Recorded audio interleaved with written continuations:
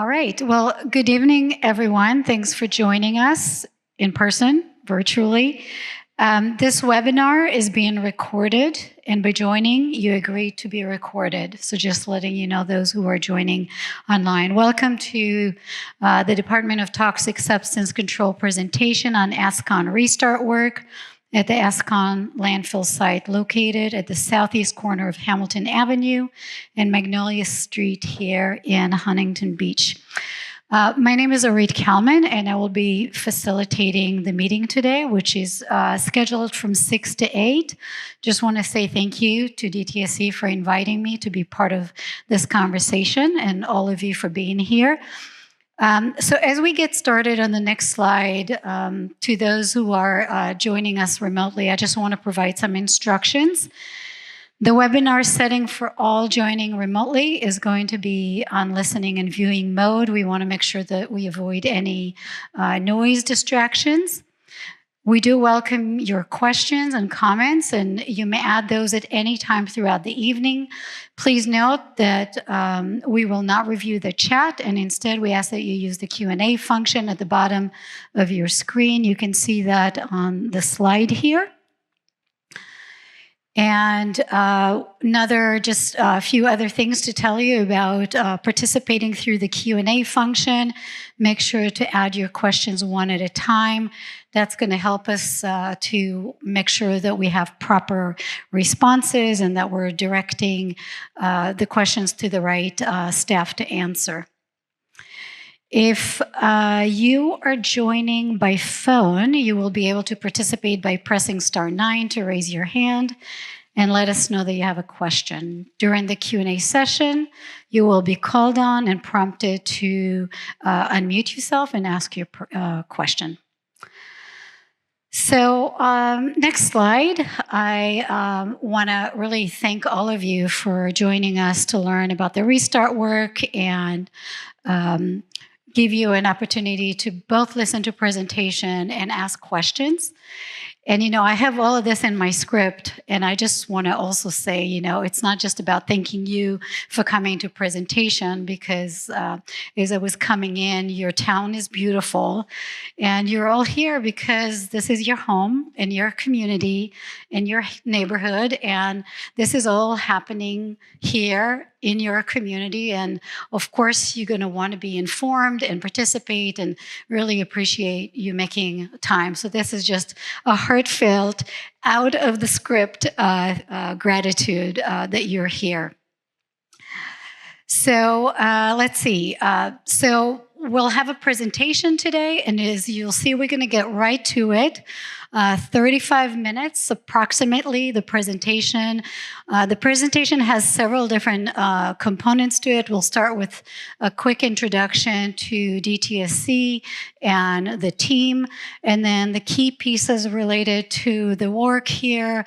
You'll get to hear about site background and history, improvements from 2019 work, remaining excavation, and community resource. Very important that this is just one conversation, but there are opportunities for you to continue and engage and communicate about this work.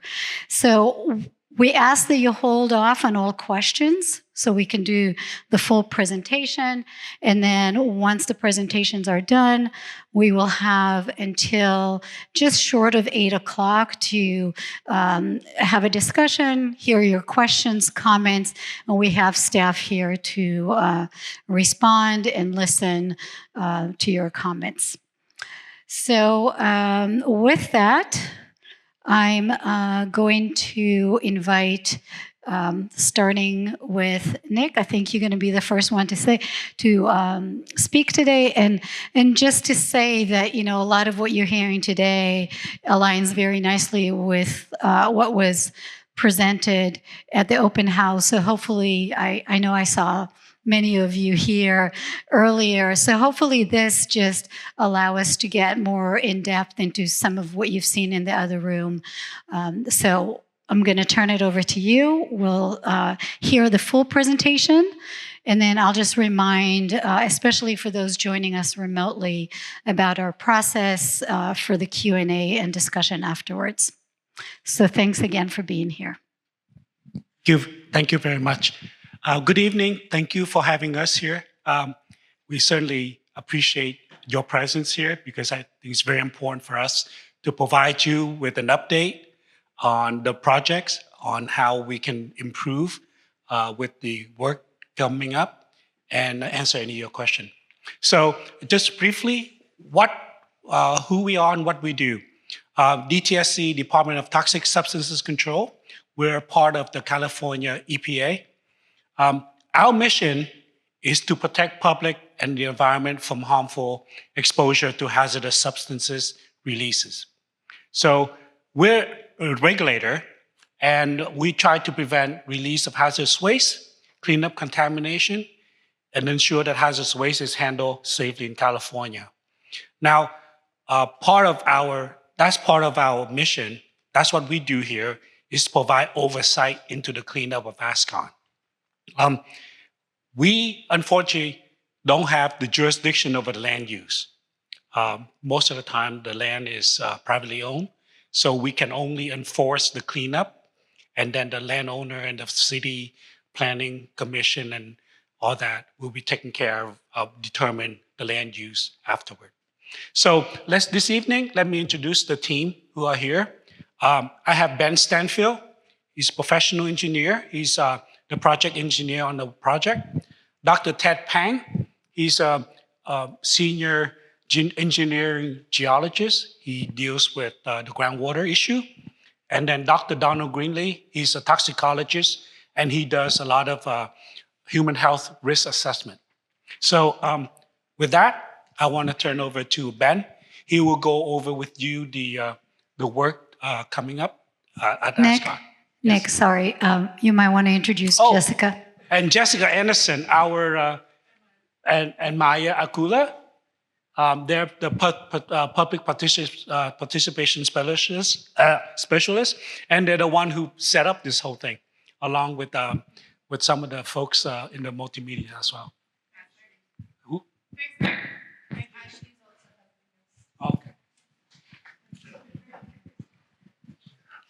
All right, thanks, Nick. I like to wave my arms around, so I'll stand up. So as Orit mentioned, we have about 30 minutes of presentation running through the Restart work plan, which was recently posted to EnviroStore, that walks through how the Ascon team is going to continue the work starting up in a few weeks. If anyone's not familiar, the Ascon site, 38-acre property, operated as a landfill from 1938 to 1984, received drilling wastes from oil production, some other wastes as well. The Ascon team, the Ascon landfill was actually built up above ground level. Did you get the last one, or do you need me to go back? Okay, sure, no problem.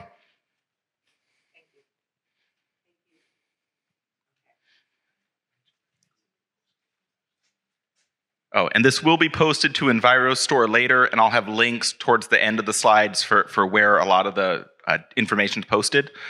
But I'll try to wait for the phones to go down before I advance.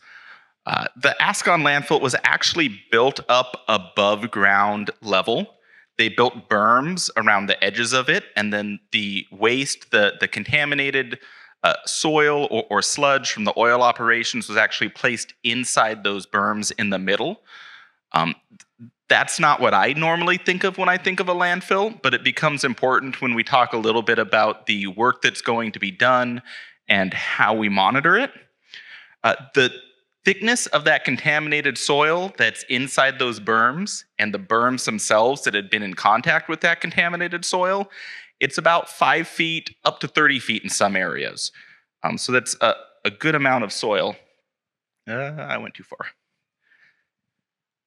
So this is just to, I'm going to walk in front of this a little bit, so hopefully not too much. In 2015, DTSC approved the Remedial Action Plan, which is the description of how the contaminated soil was going to be managed at Ascon. It's sometimes referred to as a cleanup, but in this case, it's actually being consolidated, managed on site into perpetuity. And there were a couple different components of that. First was to do some removal of pit F.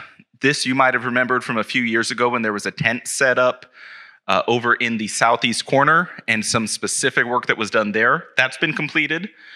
The Ascon team needs to strengthen the lagoons. There are 5 lagoons across the site. Those need a special cover with concrete put on top of them before other soils placed on top of those lagoons. That's been completed. And then the other 3 sections here were to excavate and reconsolidate the soil waste from the boundary. Those berms that I mentioned earlier are getting brought into the middle, and an engineered cap is being placed over the top of all of that contaminated soil. So instead of being a ring of berms around the outside, the site's actually changing to have a hill approximately 30 feet tall in the southwest corner of the site, which is then going to slope down to Hamilton and Magnolia.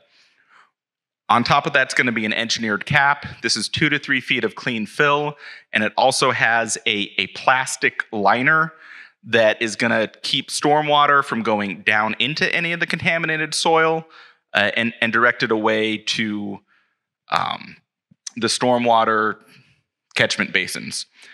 Once all this work is done and this is constructed, the Ascon team has long-term monitoring obligations.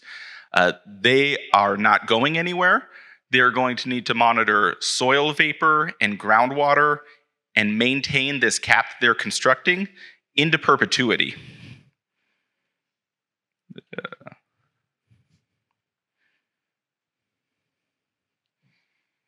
So prior to 2019, when all the work was paused, various plans were approved, Lagoon 5 was solidified, and the Ascon team began the remedial excavation and lagoon strengthening.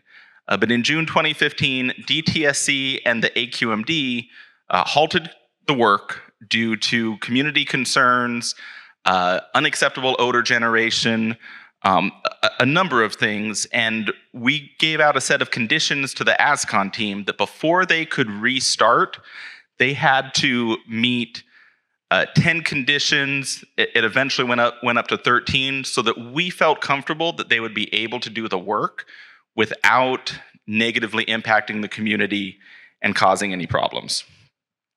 So since 2019, there was some work that happened since the pause. I mentioned the pit F excavation because that was defined separate, was going to be done under the tent. That was actually done after the pause happened. The Ascon team also built the 16-foot wall around the site. That's one of the requirements for them to restart, and that provides noise mitigation, some dust mitigation, and keeps things a little bit cleaner.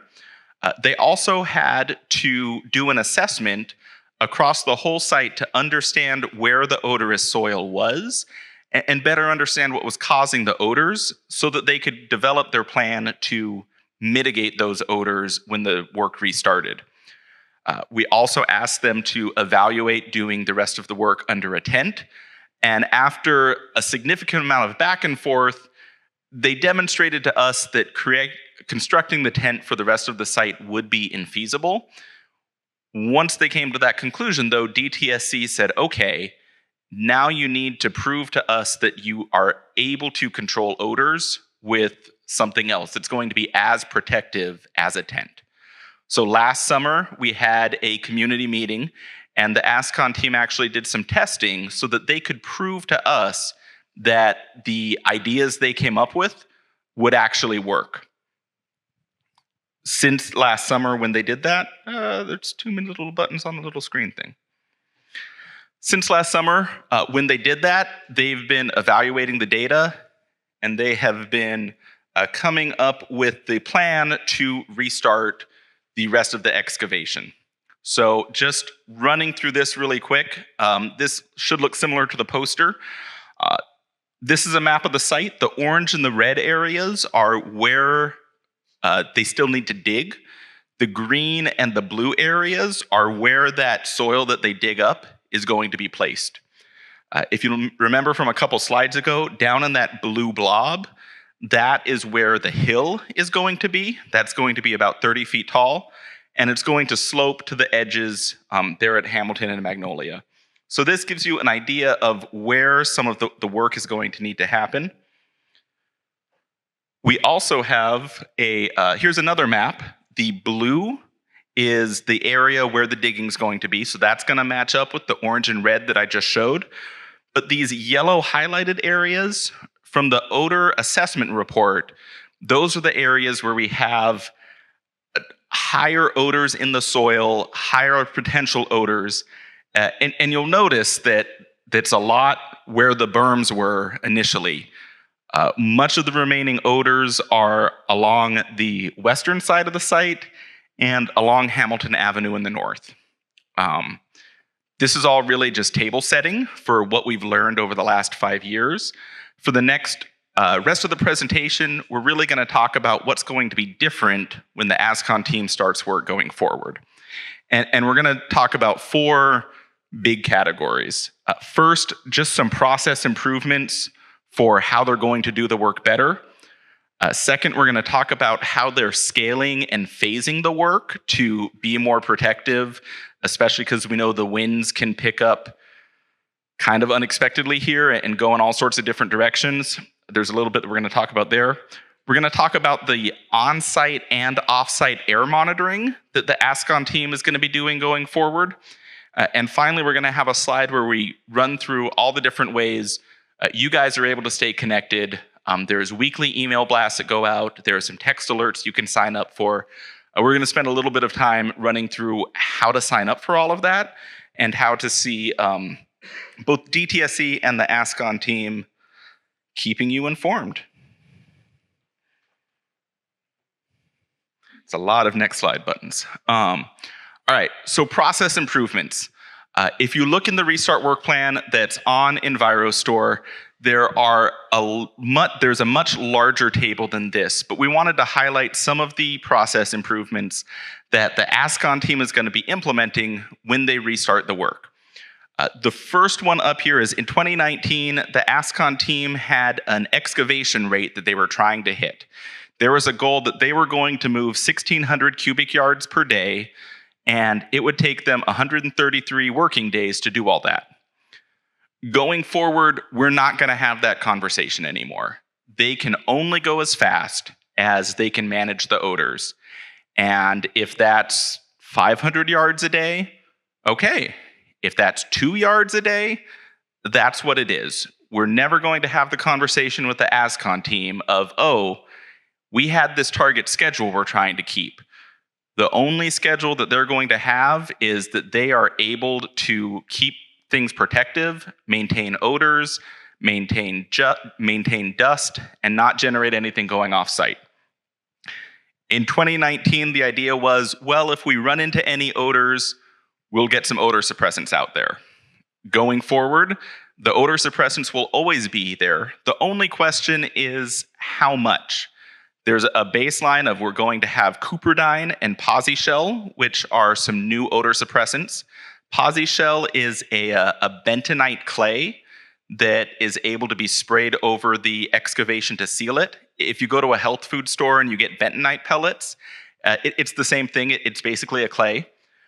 Cupridine is an iodine-based solution that can break down some of those odor-causing molecules. Those are always going to be ready. The only question is how much and how big of a team do they need applying those? Related to that, the number of workers on site is increasing. In 2019, the Ascon team had about 4 or 5 people on site to run the excavation. They're planning now to have 10 to 15 people on site. Many of those are for odor suppression and additional off-site monitoring. There are some other considerations here, but these are ultimately process improvements that will look somewhat similar to what was done in 2019, but ways that they have changed their approach to be more protective.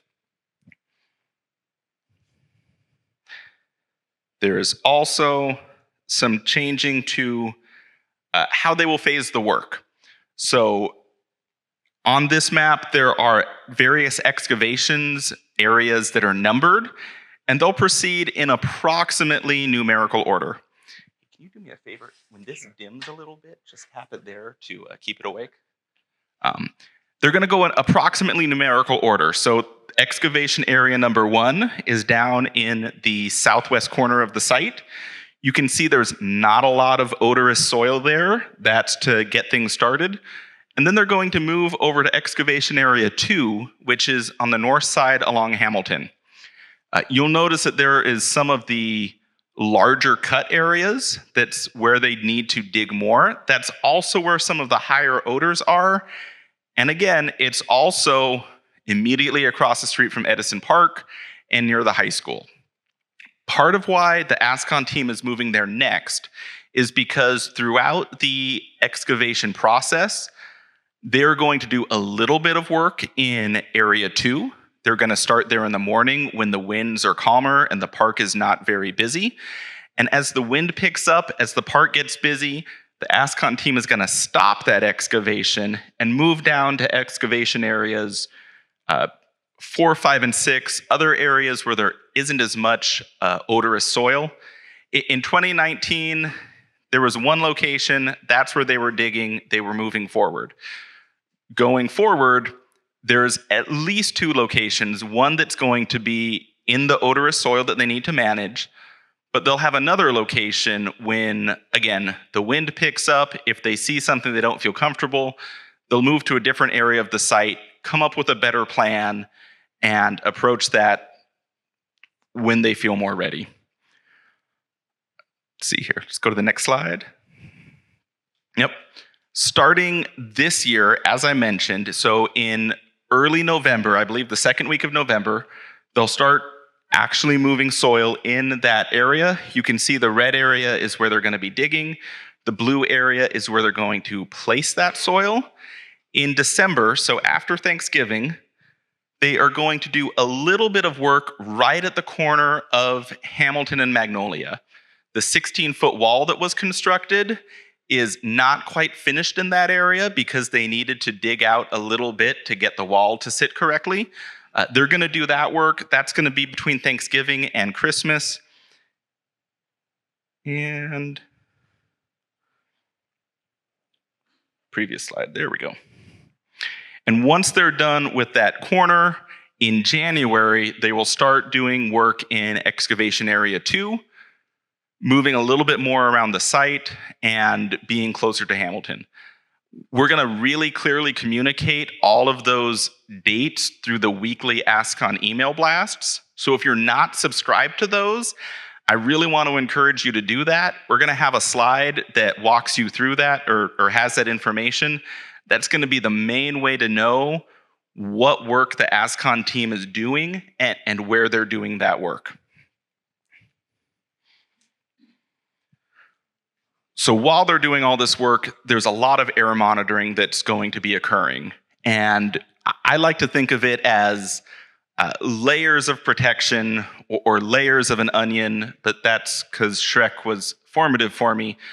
So the first thing that we're going to be monitoring is we're going to have an on-site odor monitor that's near the excavation area. That's the pink dot right next to where it says Ascon site.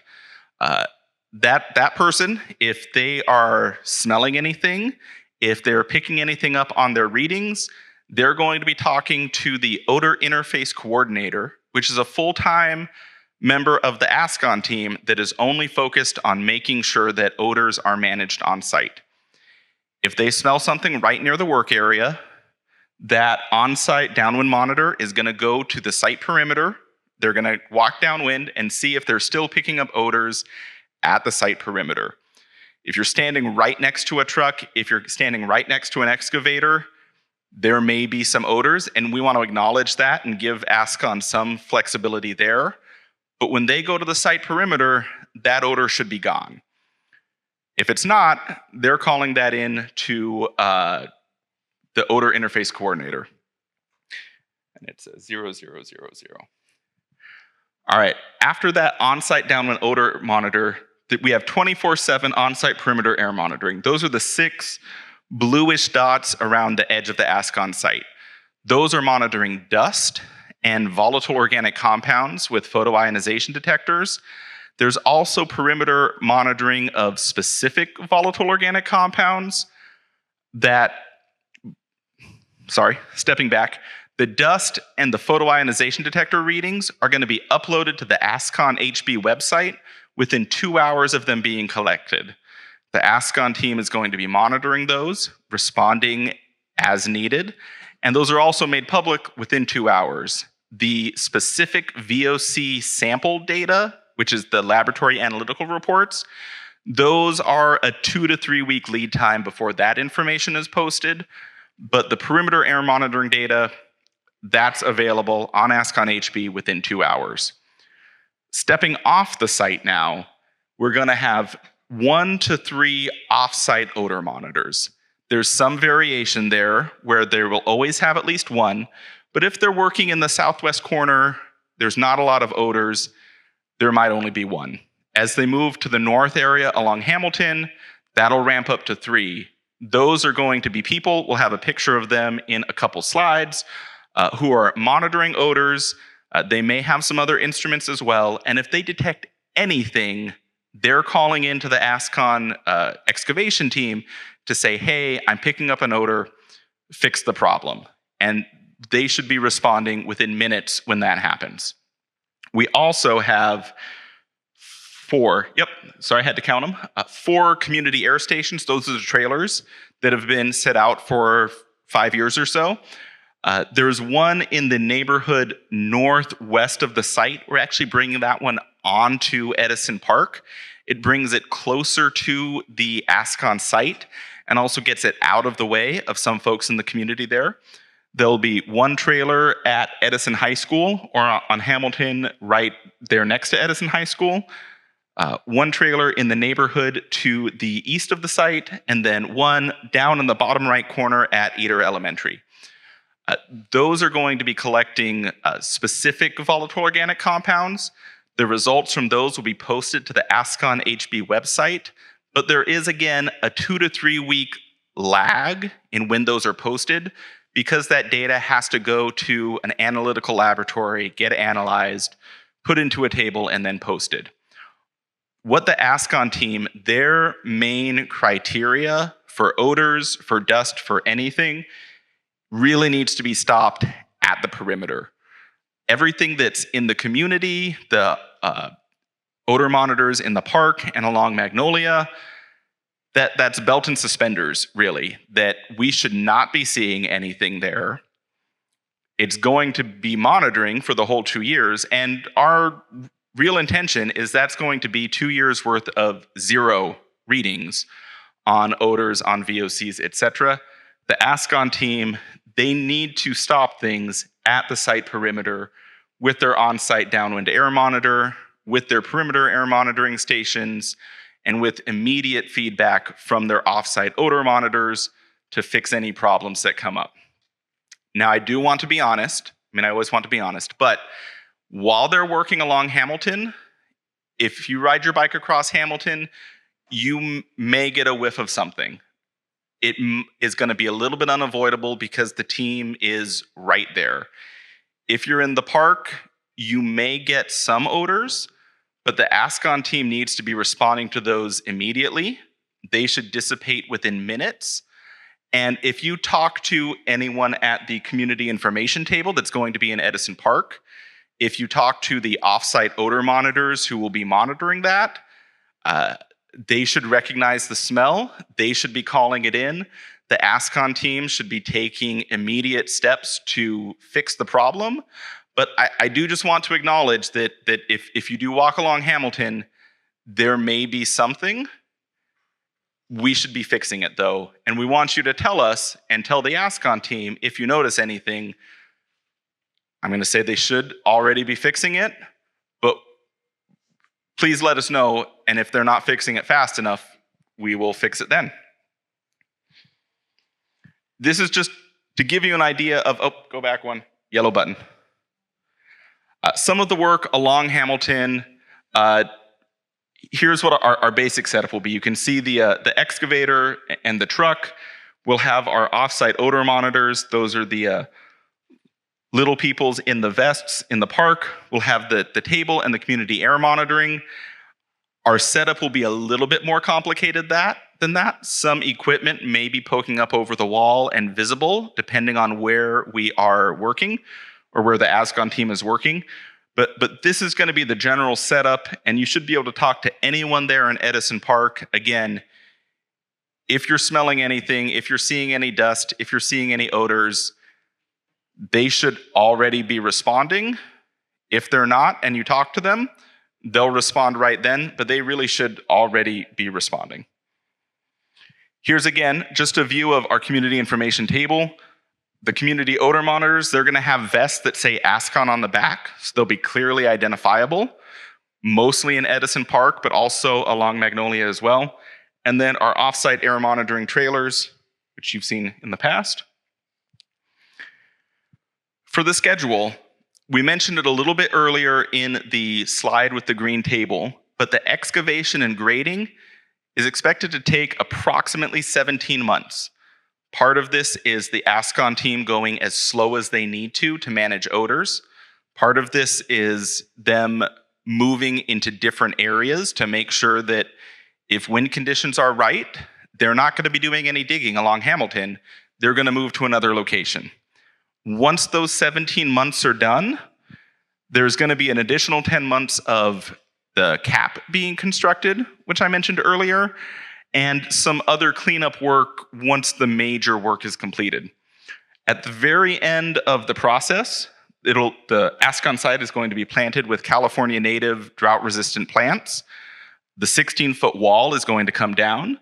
There'll be right now it's shown as a wrought iron fence, but it'll be a decorative fence around the site. And again, you can see the slope of the hill going back to the corner.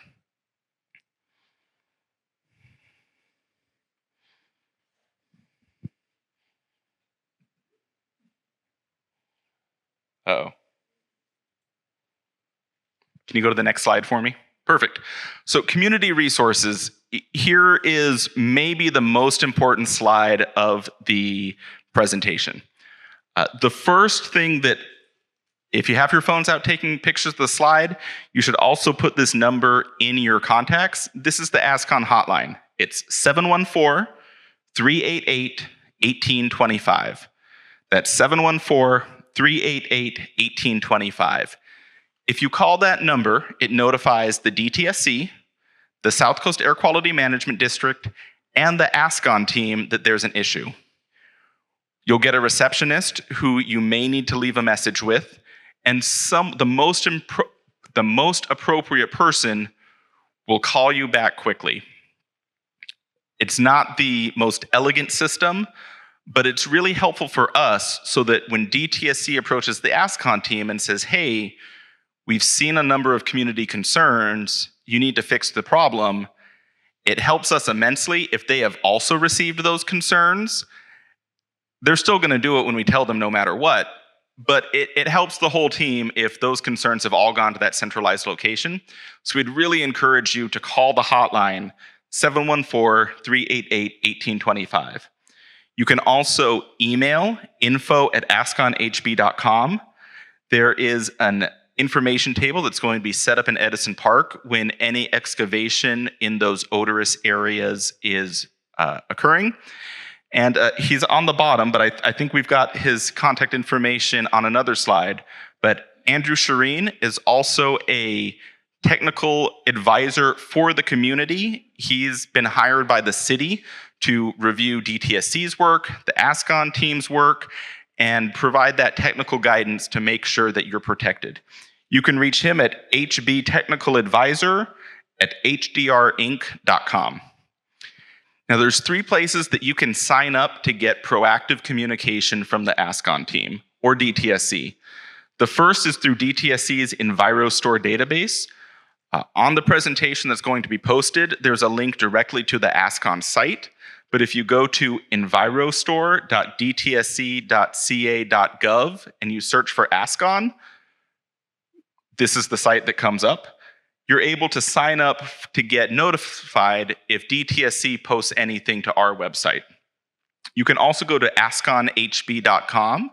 There's in the contact us field, you can sign up for weekly e-blasts that the Ascon team will, send out over email to notify you of the work that's going to happen in the upcoming week, anything else that might be of interest with the Ascon site.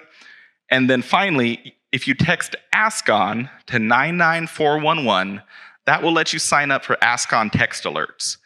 Again, there's a couple other steps. You text Ascon to 99411. It'll send you to a website where you have to put in your name and phone number again. Those text alerts are really the Ascon team's emergency notifications. If there's something that needs to get out to the community now, if there is something that, hey, something's happened, we need to let you know, that's going to come out through the text alert.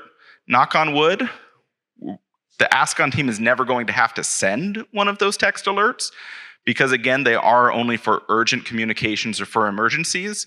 But signing up for that is a great way to have that peace of mind that if you smell gas, if you smell something, you're not sure what it is, if you're signed up for the text alerts, you'll at least know whether it's Ascon or not. So that's what I would encourage you to do. I think the weekly e-blast emails are the best way to really understand what's happening at the site. They come out on Mondays. Send them to spam if you want. But they're really helpful. The text is a good backup. If anything's going to happen, you'll know that you'll be notified that way. Let's go to the next one. We also have some other contact information up here for the DTSC.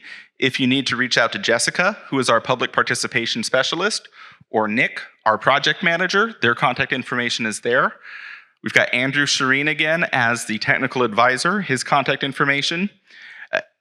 If there is an odor complaint or you need to call the South Coast Air Quality Management District, the best way to get a hold of them is 1-800-CUT-SMOG. You may need to leave a message, but they'll receive that. They'll send out an inspector to confirm. That's the way to get in touch with the South Coast Air Quality Management District.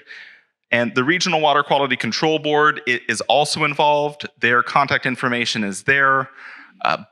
But I would say the best people to talk to are really DTSC or Andrew and AQMD to call their hotline if needed. Now, before we get to the Q&A, Nick, you had a couple other things you wanted to say? Thank you, Ben. Okay, back in 2019 when the project was shut down due to odor, we had a public community meeting. And as a result of that community meeting, there were about a dozen issues that the community brought up. And so I just want to review those items with you today and let you know they've already been pretty much covered with Ben, but I just want to review them and give you an idea of what has transpired since. Okay, so first, evaluation and use of feasible tenting. So we did that. That's one of the requirements that we requested Ascon to do. They came back with an engineering evaluation, and due to the uneven terrain at the site with construction debris and very hilly with the berms and all that, the tenting would not be possible for this work that's upcoming. So we accepted that recommendation and going forward with the Cupidine and the bentonite spray. Number two, 16-foot high fence. So you all know that the 16-foot high fence is out there currently. Number three, ensure that contaminated soil is covered and solidified daily. So this is in the work plan currently. They will be spraying Cupidine during excavation, and they will cover it with the bentonite clay at the end of the day, both at the excavation site and even at the field site where they're going to put the dirt. Air monitoring program. So we now have air monitoring program around the boundaries and in the community. That way, the primary idea is not to have dust and VOCs go outside of the boundary, of the site boundary. So the one in the community are more of a quality control. We want to make sure that we have we have the data out there in the community. But the primary focus is not to have them going outside of the site boundary. Expand offsite air monitoring to the school. So we will have a trailer near the school, right along the green belt, along Hamilton. A system to rapidly respond to odor. As Ben had mentioned, we now have a hotline that you can call. It will go directly to DTSC, AQMD, and the Ascon team. And that way it's recorded in our log, and we know that we are going to respond promptly. Technical advisor is hired, again, Andrew Shireen, third time. Review of project data, air monitoring data, validation methodologies. Ascon team did hire a company called LDC, and I know that company well. They're basically a third-party independent data evaluator.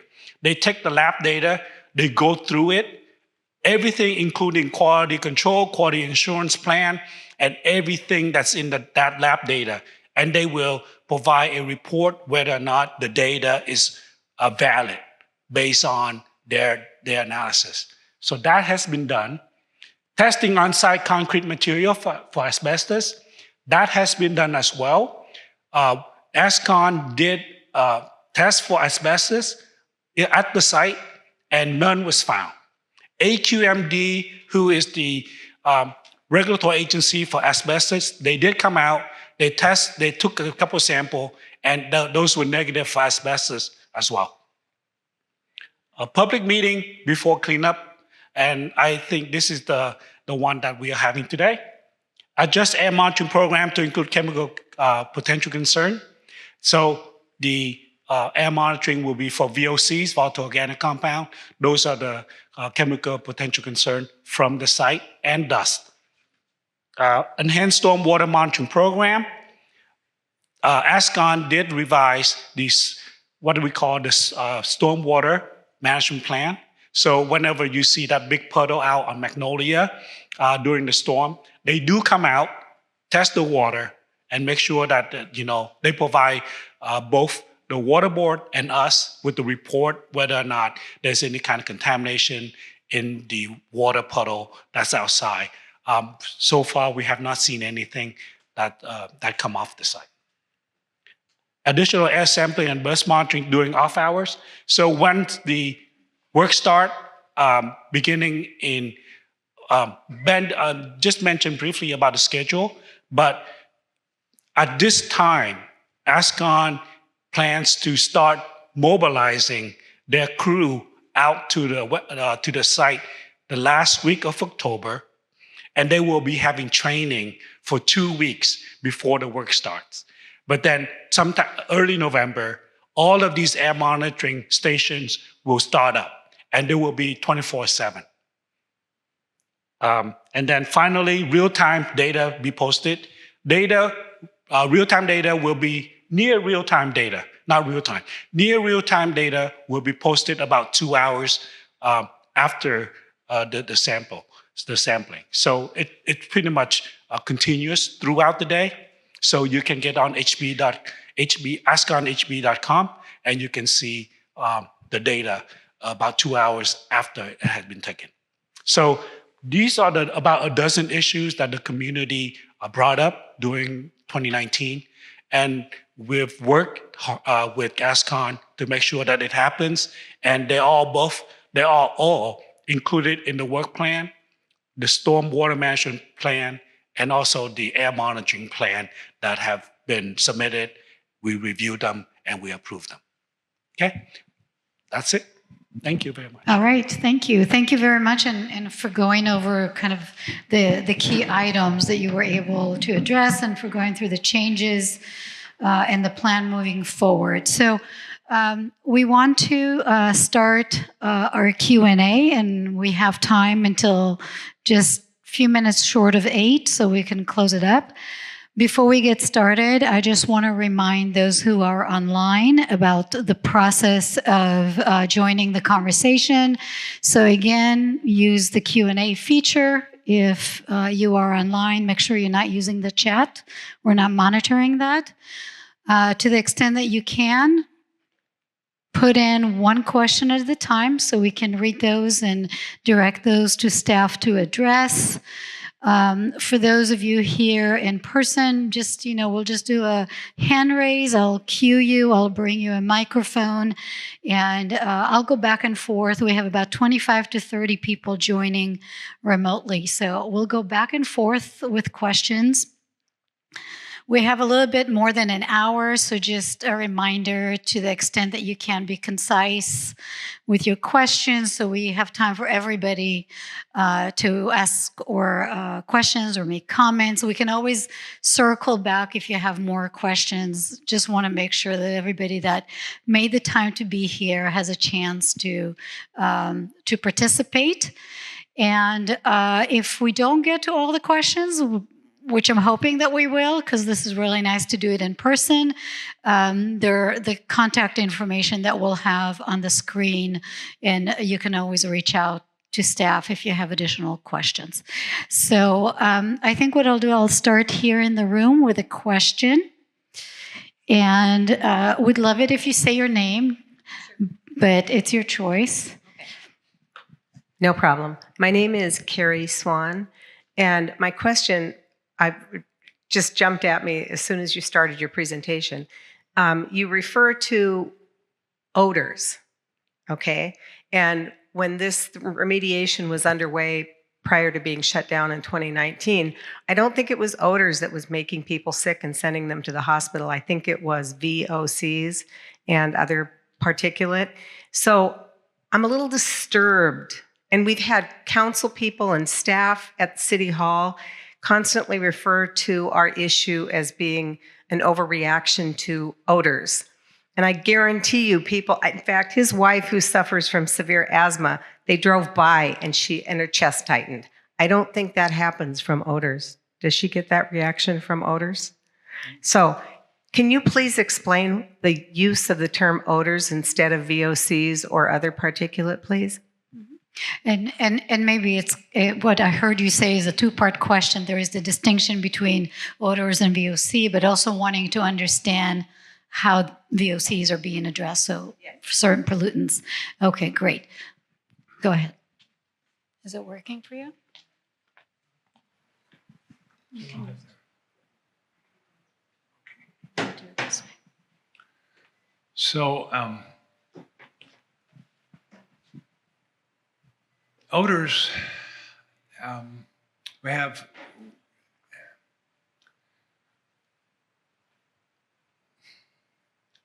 VOCs. Let me start out with VOCs. We can identify VOCs, what the chemicals are. We can identify their concentrations, and for many of the more common ones, we have what are called toxicity values, which allow us to determine screening levels. Human health risk-based screening levels, below which there should be no issue physically, but above which, if it exceeds a screening level, then we need to take measures to reduce those concentrations. Odors are quite a different beast, so to speak, because often we don't know what the chemicals are that are in the odors, and odors are quantified not by an analytical test. Normally, we don't. Well, we have tried to measure what the chemicals are in some cases. Generally, odors are quantified by the human nose instead of by an analytical test. And there's kind of a 5-step class of categories to classify those odors. In fact, there's a training program to train people to use their noses to quantify odor intensities. So for those, we try and stay below a certain odor level. In this case, it's 2 coming off the site. And it's, odors are just a different bag because the toxicities, we often don't know what they are. For example, there are... Can I jump in and talk a little bit? Sorry, I don't... Pardon me? Oh, sorry. First off, DTSC does not think that it was an overreaction 2019 that got the job shut down. It was, from our perspective, it was absolutely appropriate, and we needed to respond more quickly in 2019. And so going forward, we're going to be responding more quickly, not to the point that it got to in 2019 with a lot of conditions and letters, but there's a wide agreement from the Ascon team and DTSC that as soon as the cart starts to wobble, we're going to stop before it gets off the tracks, right? So I think I just wanted to address that first because we are taking this seriously and we need to going forward. For the question of odors, I think honestly it's just easier to say odors than VOCs over and over and over again when we're talking. But the other thing that is different for us is, as Don brought up, we have a lot of information about VOCs and a lot of health information, but there's a 2-week lag sometimes in us getting that information from the laboratory to know what's happening, and that's too long for us to be responding. So going for and odors you can tell immediately, right? Like I can tell that something smells bad. Let's stop that excavator now. And if I'm looking at specific VOC compounds, I end up having to say, well, the lab sample went to the lab, we got the report, someone put it on a table and gave it to me, and then we compared it to a health risk screening level, and that was bad. And that's 3 weeks, and again, that's too long. So going forward, what we're going to have is at the site perimeter, and for our on-site, we're calling them odor monitors, but they're also going to have equipment that measures total VOCs using a photoionization detector is what it is. And we have limits where if we are detecting odors and if we're detecting VOCs, we're able to stop the work immediately. And we might not know exactly what VOC that is. If you walk by the exhaust of a car, that's going to blip. We're going to recognize that and say, okay, that's not shutting the work down. But if we start seeing VOCs in that 2-hour window, and again, even 2 hours is too long, that's when they go public. The Ascon team sees it earlier. But based on those VOC and odor readings at the site perimeter, that's when we need to make those decisions, because we need to make those decisions that quickly. And so I think that's why we've been referring to it as odors, because that's just the quickest thing we can detect. And if we can control the odors and if we can control the VOCs, Don's absolutely right. There may be some other compounds that we're not monitoring, but if we can control everything that we know, that's going to go a long way to controlling everything else as well. Just one tiny little follow-on. Yeah, we need to use this for the people online. Okay. Then just one tiny little follow-on. Can I make a suggestion that you invite members of city staff, the planning department in particular, and city council members to come and get your odor training so that they will stop marginalizing the extent of this issue? Thank you. Sounds good. All right. We'll absolutely take a look at that. Okay, well, thanks for responding to the question. We'll take one from, go ahead. Yeah. Okay, so we have one question that says, what testing does your NPDES permit require for SWPPP related to stormwater discharge? And can I make a request, because we're using a lot of acronyms, Yeah. that you remind everybody what the acronyms stand for as you answer the question? So the NPDES, that's the National Pollution Elimination Discharge System, and that is the permit that Ascon has for their stormwater. So if it rains, the rain falls on the Ascon site, that water is collected and tested before it gets released to the stormwater. The SWPPP is the Stormwater Pollution Prevention Plan. And so Ascon has to test all of their stormwater before it enters the storm system and mixes with everything else and is eventually discharged to the ocean, I believe. That's all the do not dump drains to ocean. If you walk by and you see that on the ground, that's the stormwater system. I do not have off the top of my head the testing that Ascon needs to do. It's a suite of chemicals, including metals and VOCs and the chemicals that have been detected on Ascon. But if you look on the Regional Water Quality Control Board's SMARTS system, and if you Google RWQCB space SMARTS, you can look up Ascon. It'll bring you to a search field. You type in Ascon. That will bring up all of their stormwater reports that they have done for the last 10 years since they've been doing construction on the site. And you're able to get all of the data. That's all publicly information through the Regional Water Quality Control Board's SMARTS system.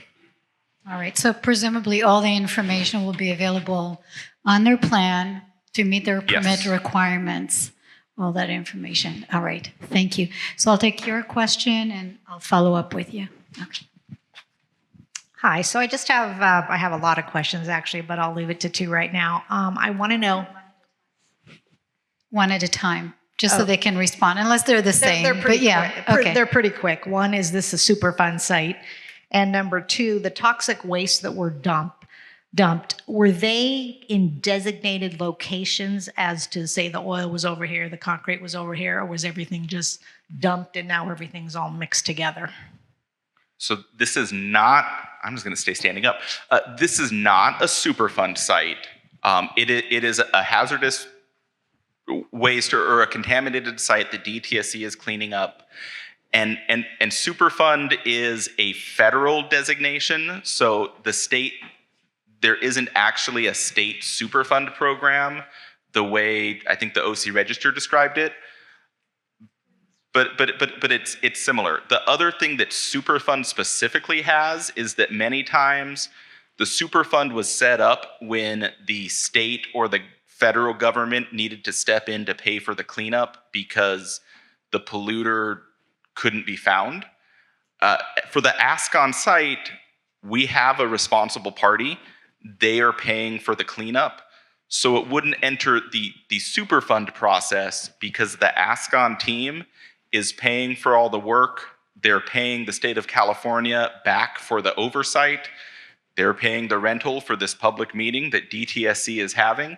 So Superfund specifically tends to be more of when the federal government has had to step in to pay for a cleanup. And that's not the case for Ascon. There was a second part asking about the distribution of the pollutants in the area. I am not sure. And what the DTSC will generally, even if there were designated areas, enough time has gone by that we are treating all of the soil as contaminated and needing to be consolidated. So that's not something that entered into our thinking. Okay, this is an issue because there is something called the Stringfellow acid pits in Riverside. I don't know if you're familiar with those. Superfund site, really bad situation. For many, many years, a lot of things were dumped there, not in designated sites, but it made it a big problem because now you have batteries that were mixed with oil, that were mixed with metals, that were mixed with all kinds of things. They don't know how to clean that up, okay? And this is a huge problem that's been going on for years. I know because I used to live out there. And that is a problem. If you don't know what's mixed in and how to clean it up, then you really don't know if you're cleaning it up. Sure, and that's a great point. I misspoke. There are specific pits and lagoons on the Ascon property where we know waste was disposed of. We've also done a lot of characterization and samples. We don't have a figure of this, but we've put in a lot of borings to know what was there. And we know generally what was disposed of at Ascon. It was much less varied than Stringfellow. I guess what I was trying to say is that DTSC is treating the entire site right now as contaminated. We're not letting the Ascon team say this area is okay, this area is not so bad, we're only going to work on this area. We're requiring them to cap the entire site to protect anyone from coming in contact with any of the soil that is there right now. But we do have a good handle, I would say, on the contamination that is currently in place at the Ascon site. Okay. All right, thank you. So hold on, I'm going to check online again, and then I'm going to come back to you. Yep.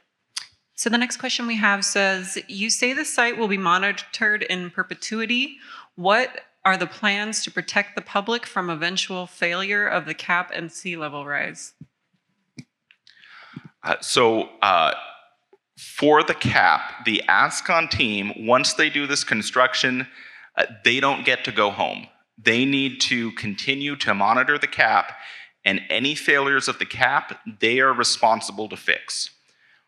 As we complete the construction, or as the Ascon team completes the construction and moves into what DTSC calls the operations and maintenance phase, they will also have to put up money into a fund that says if we ever disappear or go bankrupt or something, there's money for the state to take over maintaining the cap. The Ascon team is going to be responsible for that once the main grading and this work is completed. So in the future, if there is damage to the cap, the Ascon team needs to fix it. Now, there was another question there regarding sea level rise. Part of this is, I don't want to say lucky, but it's fortuitous that in the Ascon, when waste was dumped, it was all dumped above ground level. And so the Ascon landfill was built up above the ground. So the contaminated soil and the contaminated waste is above the ground and will be consolidated and managed into, I mentioned a 30-foot tall hill. So it's all going to be above the current grade. So if sea level were to rise, by the time groundwater or seawater came in contact with the waste at Ascon, it would be above the current roads around the site. And there would be other things we would need to do. Now, DTSC is going to take a closer look at sea level vulnerability as we near completion of the work, but for right now at least, the consideration is that all the contaminated soil at Ascon is above the ground, and where we see a lot of concerns about sea level is when it's below ground, because then it can come into contact with rising water levels.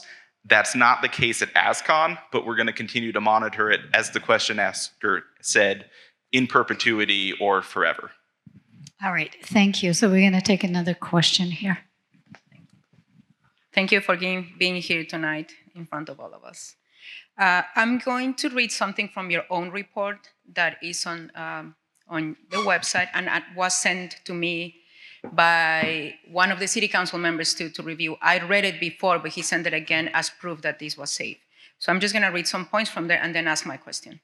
It says that the results indicated that an unremediated condition estimated that exceed both cancer and non-cancer thresholds. Remedial action was therefore deemed necessary, which is what you're doing. Then it also says the integrity of the berms has degraded over time due to rodent burrows, soil slumping, and rainfall. Failure of the berms could have potentially resulted in the release of waste materials offsite. Also, that the water underground will not be used as water resource due to seawater intrusion, which means Ascon can contaminate our ocean. The berms fail. Why are you allowing them to keep the contaminated soil there? Why are you allowing all that waste to stay instead of being transported elsewhere? When you have seen already, as you reported it, that is not enough and it fails for different conditions, as simple as mice. Thanks, that's a great question. I'm going to try and get back to the picture of the berms, if you'll give me 1 second. The question is, why are you allowing it to stay? Why don't you take it out? That's fair. So in 2015 and 2017, what was called the Remedial Action Plan or Removal Action Plan was approved by DTSC, and that's where the Ascon team evaluated multiple alternatives for what to do with the contaminated soil. One of those alternatives was digging it up and taking it to a landfill. One of the alternatives was maintaining it in place. And in that evaluation, the Ascon team proposed to maintain it in place. In DTSC's review, we determined that that would be protective. It doesn't mean that taking it away would be worse necessarily, but what the Ascon team proposed to maintain it and have that long-term monitoring into perpetuity, where if there is any failure of the cap, they're fixing it. If there is any migration of contaminants in water, they are addressing it and will need to do more. The Ascon team said, we will agree to do this forever. And we said, okay, if you will agree to manage and maintain this forever and put this cap on so that no one can come in contact with it, it's acceptable to DTSC for you to maintain it in place. There were a number of factors that went into that. The Superfund law that DTSC actually takes pieces of has 9 criteria that need to be evaluated. In that evaluation, maintaining the waste in place came out in the front. We had some back and forth with the Ascon team, but ended up coming to the conclusion that this would be acceptable and protective. I'll be the first to admit that it may not be the ideal solution, but it would be acceptable for the Ascon team to maintain it into the future. Can I do a follow-up? Yeah, go ahead. And just to say that very much relate, there is a comment there about questioning that this is a cleanup site. We saw a comment there. Yeah, so just the comment says it is not being cleaned up in quotes. Yeah, so I think that relates very much to the point that you bring up. So just to make sure everybody knows we're addressing it. So you admitted that in 2019 you should have acted earlier. Yes. Why not do it right now, the first time, instead of again coming back in 2027 and saying, in 2024, we should have asked for more. We should have taken the waste away instead of letting them keep this mountain of trash. Do it right the first time. Oh, I appreciate that. And in 2019, we should have acted for them to change their process faster, to stop the work, to manage the odors, the VOCs, and everything else faster. The remedy and the final disposition of the site with it maintained in place was approved in 2015. And at this point, I don't want to say we can't, but that approved remedy remains the approved remedy. All we can change right now is how they get to that final state. So I'm going to put a pause on that, and we can come back to that conversation in other formats if we need to. What's that? Oh, go ahead, Nick. Okay. So essentially, in the Superfund program, it's Superfund law, not Superfund. It's not even Superfund law. It's called the National Contingency Plan, which is basically regulate how we remediate these sites. And there were 9 criteria. And so when Ascon came to us with an evaluation of all the different alternatives, they only have to provide us with an acceptable alternative. We cannot force them to do more than that. No, we cannot. There's the law. Basically, it said, that you can only make sure that the remedy is protective of the community. So if you like, if they did all of these alternatives, they did all the feasibility study, which we can have another conversation regarding these alternatives that were analyzed technically, legally, and and risk and based on risk as well. So essentially, at the end of the day, Ascon provided us with a reasonable alternative that is considered to be protective of the community. And that's all we can do. That's all we can ask of them to do. They provided those alternatives So, back in 2015. so I'm going to just pause. One is the people online cannot hear, but also to just say that we're going to a conversation that is not part of what we're discussing today. And I think to your point that there is a lot of information and opportunity to have that conversation, but in a separate forum. So I'm just going to bring us back to the conversation we're having here and just invite you to ask additional questions and follow up on it later on. Okay. Okay, so our next Zoom question says, regarding the posting of data, how is the data to be interpreted / evaluated? For example, 0 levels of dust and VOCs. So the data is posted to the Ascon HB website. You can bring up a chart that will show the last day's worth of dust and VOC data, and there's a horizontal line on the chart that states what their permit level is. And if it goes above that line, that's bad. If it stays below that line, that's acceptable.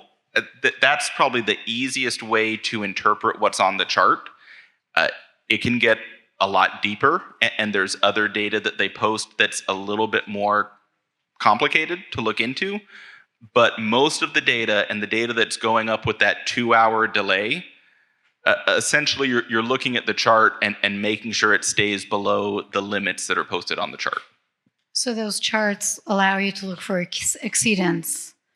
Right. That's the There's the intent. dust that goes like this, and there's a line across. There's a bright red line that says, this is the limit, it better stay below. Okay. All right. So hopefully that answered the question. And other questions? Yeah, go ahead. First of all, thanks for coming tonight. We appreciate it. I think we can all agree that the term Superfund site's a pretty charged term. And it was one of you said earlier that Ascon is not a Superfund site. However, I think historically it has been a Superfund site. And it was the only designation, from my understanding, correct me if I'm wrong, is that a Superfund site is overseen by the federal government, whereas a non-Superfund site, a site could be deemed a non-Superfund site if the state government, any state government took responsibility. In this case, the people who created Ascon are taking responsibility.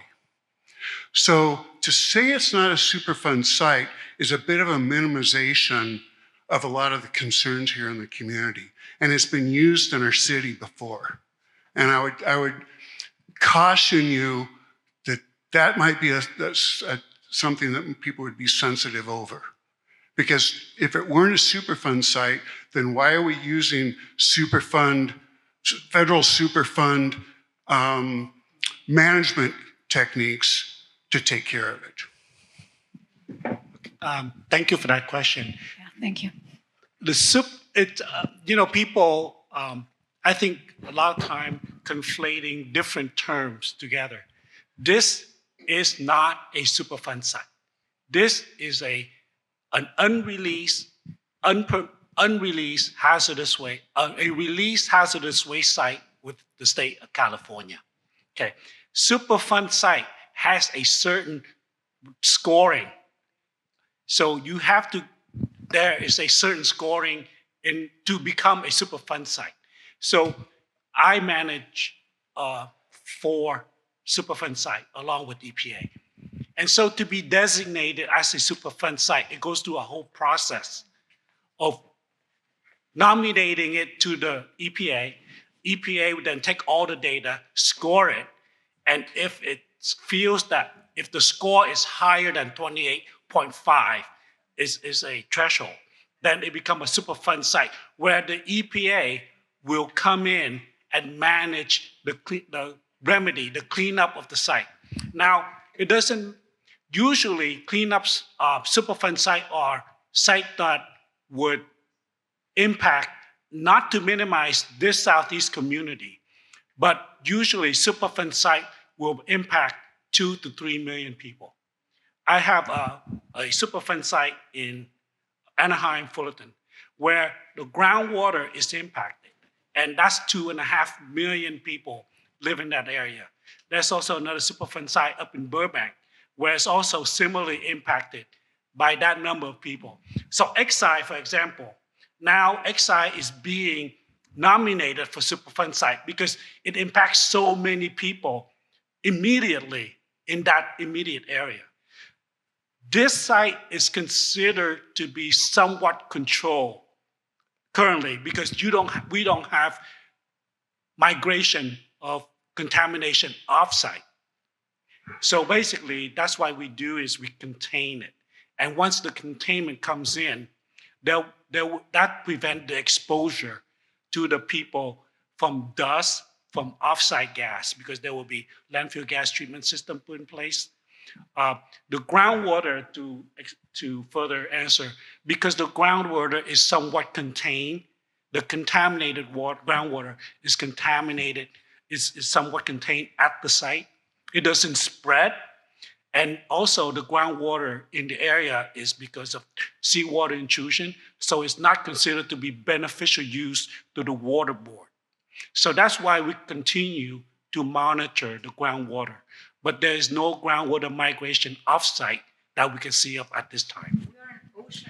So hold on a second. I think that Ben wants to continue on. Yes. Can I respond?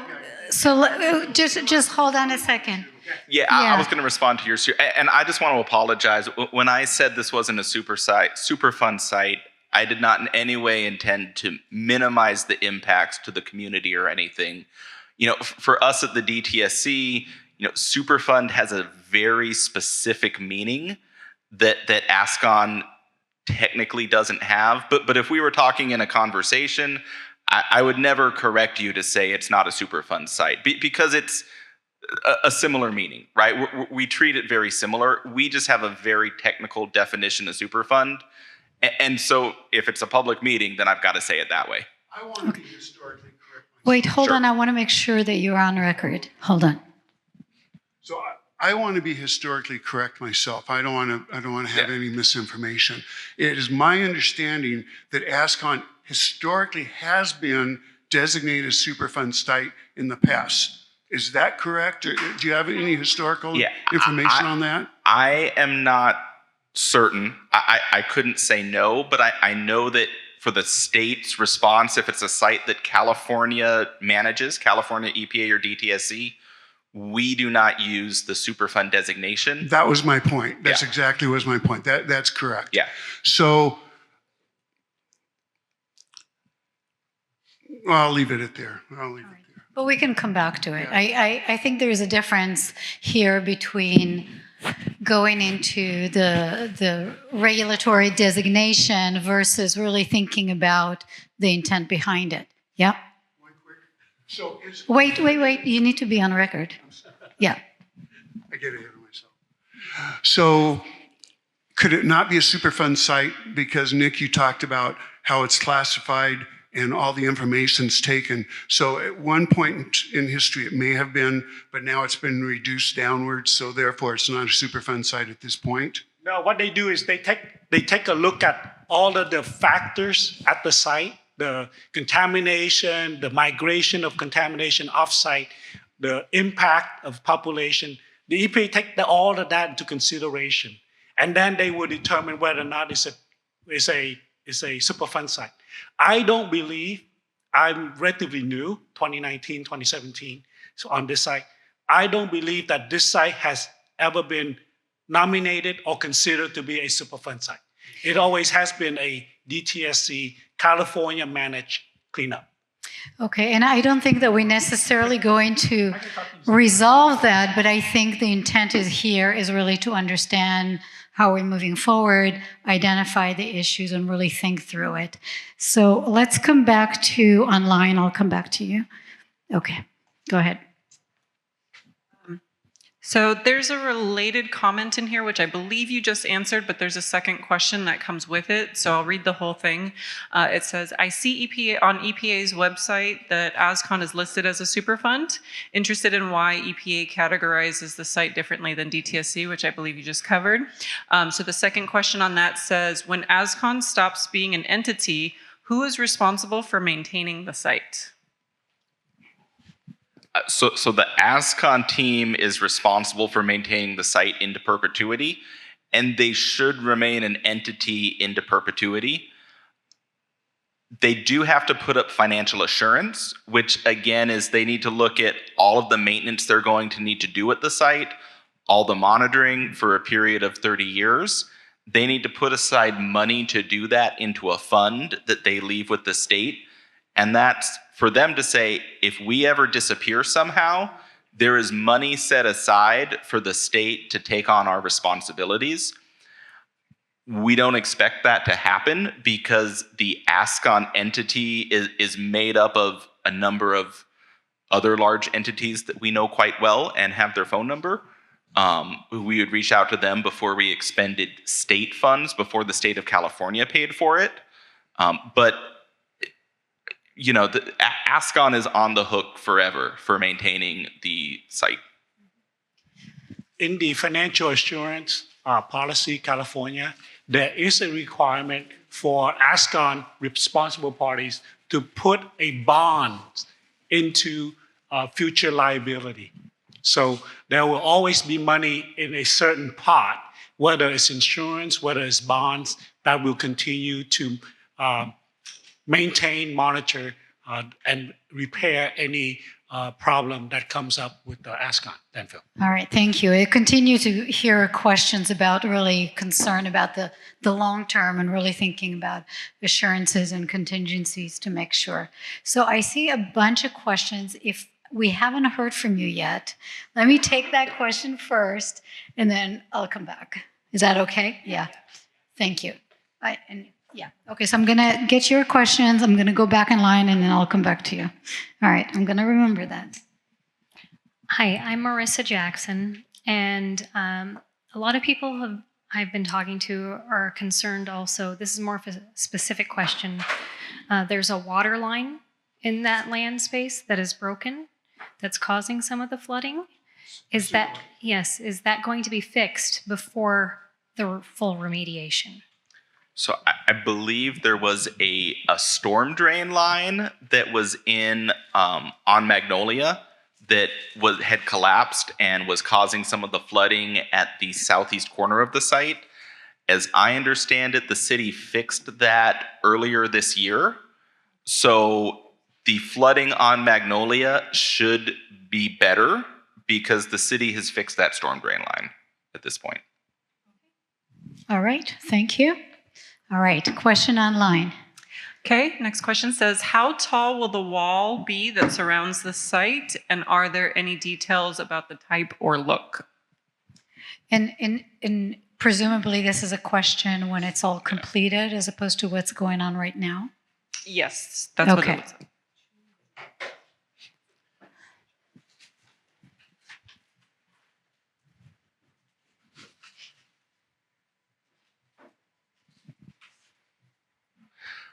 So I don't believe there is a final height requirement or look for the fence that will go around the site when everything is completed. Is there? Okay, that's something the Ascon team will finalize with the city. But in the look right now, it's a decorative wrought iron fence. And that's something that the Ascon team will work through with the city and the city planning department for the look of it. All right, so this is a process they have to go through with the city. Right. Okay, all right, not finalized yet. All right, thank you. So I'm going to take your question here. Was it your question? You can go somewhere else. I was going to write it down so I don't stutter. Okay, fair enough. So I'll come back to you, but I'm going to go right here. Okay. And we have about half an hour, so let's try and get all the questions in. Just try to be very concise. What is a VOC, please? So a VOC is a volatile organic compound. It's basically a chemical that wants to be a gas. So gasoline is a VOC in that if you have a can of gasoline, it volatilizes and turns into a gas. And maybe a good thing to add here, if you can talk about VOCs, because we've heard people talk about VOCs and concerns, maybe to just explain a little bit why there is concern, why people have concern with VOCs. I think that's part of your question, is to really understand what we're talking about. Yeah. So, does this work? Oh, it works. Okay, you're good. Okay. Yeah. So, we have concern about VOCs because we inhale them, right? And so it's a great way of entering the body. It goes right into the bloodstream, and depending on the amount that actually is solubilized into the blood, it can get redistributed to the rest of the body. So well, the health effects depend on what the compounds are. And so in general, chemicals can cause either a non-carcinogenic adverse effect or a carcinogenic one. Not all chemicals are carcinogens, and some carcinogens also have non-carcinogenic endpoints.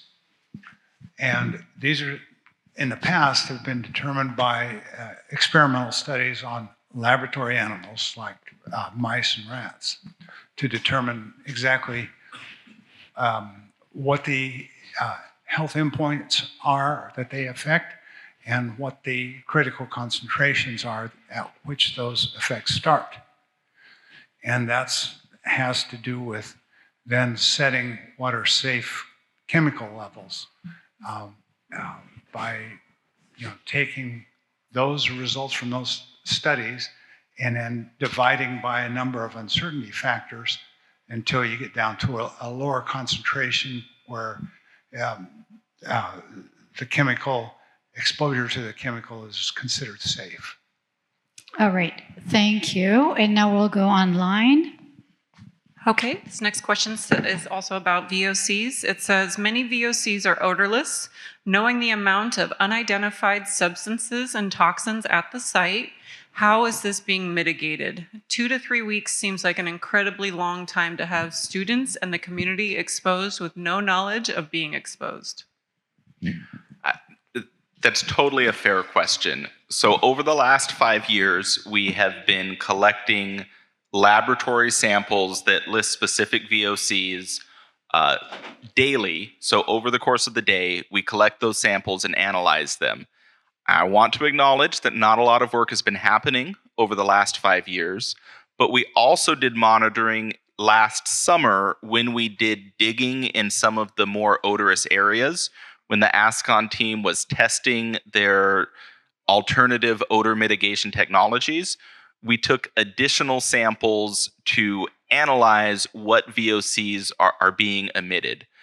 What we found at Ascon specifically is that a number of odorous compounds are mixed in with the VOCs that are present that we can detect sooner.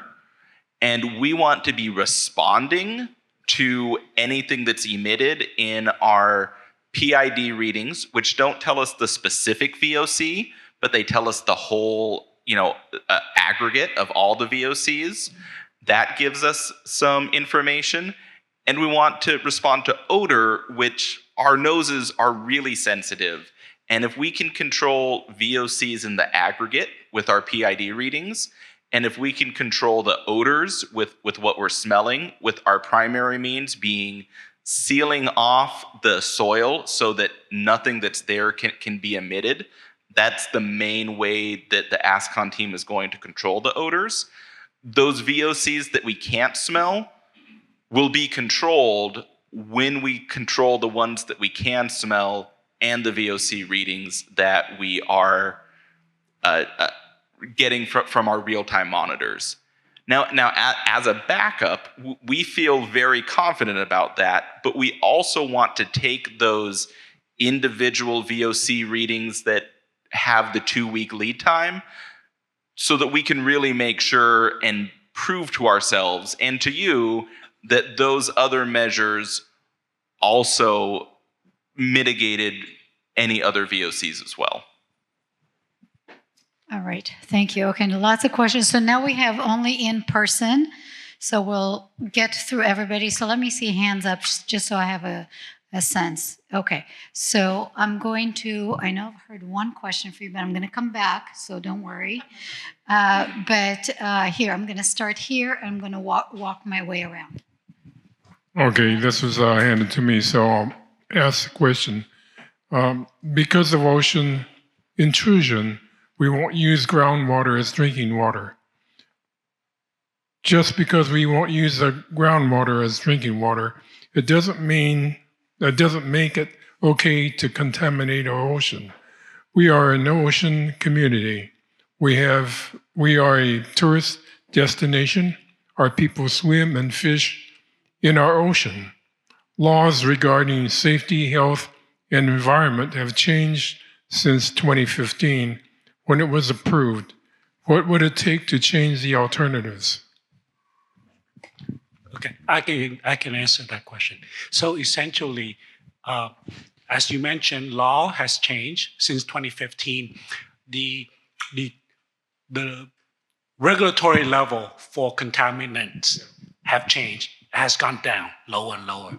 So now what happened is that with the remedy that will be in place, there will be groundwater monitoring wells around the site.